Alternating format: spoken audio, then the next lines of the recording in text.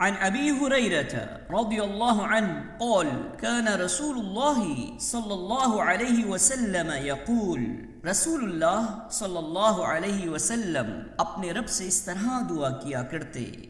अल्लाहुम्मा अस्लिह ली दीनी अल्लज़ी हुवा इस्मतु अमरी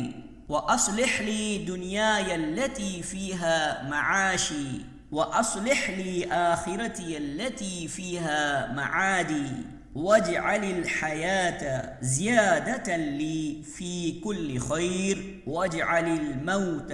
राहतन ली मिन कुल्लि शर अल्लाहुम्मा अस्लिह ली दीनी अल्लज़ी हुवा इस्मतु अमरी व अस्लिह ली दुनियाय अल्लती फ़ीहा मआशी व अस्लिह ली आखिरती अल्लती फ़ीहा मआदी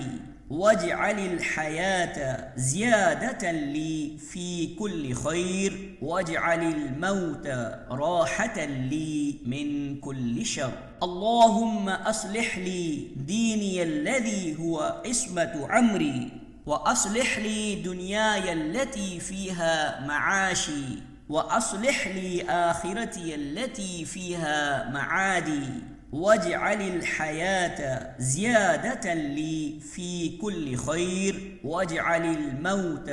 राहतन ली मिन कुल्लि शर। सही मुस्लिम।